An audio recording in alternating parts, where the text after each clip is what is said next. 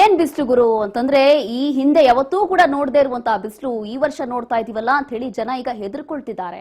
ಅಂದ್ರೆ ಇನ್ನು ಏಪ್ರಿಲ್ ಅಲ್ಲ ಈ ಮಟ್ಟಕ್ಕೆ ಬಿಸಿಲಿದೆ ಅಂತಂದ್ರೆ ಇನ್ನು ಮುಂದಿನ ತಿಂಗಳು ಏನಾಗುತ್ತೆ ಅಂತ ಹೇಳಿ ಈಗಲೇ ಜನ ಹೆದರ್ಕೊಳ್ತಾ ಇದ್ದಾರೆ. ಇಲ್ಲಿ ಯಾಕೆ ಅಂತಂದ್ರೆ ಇಲ್ಲಿ ಸನ್ ಸ್ಟ್ರೋಕ್ ಆಗಬಹುದು ಅಂತ ಹೇಳಿ ಕರುನಾಡಿನ ಮಂದಿಗೆ ಈ ಬಾರಿ ಯಾವ ಮಟ್ಟಕ್ಕೆ ಬಿಸಿಲಿದೆ ಅಂತಂದ್ರೆ ಯಾವುದೇ ವರ್ಷವೂ ಕೂಡ ಬಹುಶಃ ಇಷ್ಟೊಂದು ಬಿಸಿಲು ನೋಡಿರಲಿಲ್ಲ ಅಂತ ಅನ್ಸುತ್ತೆ. ಹಾಗಾಗಿ ರಾಜ್ಯದಲ್ಲಿ ಸೂರ್ಯನ ಉಗ್ರ ರೂಪಕ್ಕೆ ಜನ ಈಗಾಗಲೇ ಕಂಗಾಲಾಗಿದ್ದಾರೆ.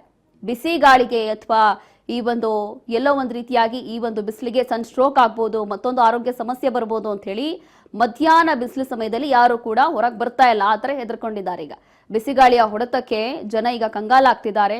ಊಟ ಬೇಡ, ತಿಂಡಿ ಬೇಡ, ಬರೀ ತಣ್ಣನೀಯ ಪಾನೀಯ ಇದ್ರೆ ಸಾಕು ಅಂತ ಹೇಳಿ ಈಗ ಈ ರೀತಿಯಾಗಿ ಮೊರೆ ಹೋಗ್ತಿದ್ದಾರೆ. ಬೆಂಗಳೂರಲ್ಲಿ 36% ಇದೆ ತಾಪಮಾನ, ಕಲಬುರಗಿಯಲ್ಲಿ 38% ಇದೆ, ವಿಜಯಪುರದಲ್ಲಿ 38% ಇದೆ.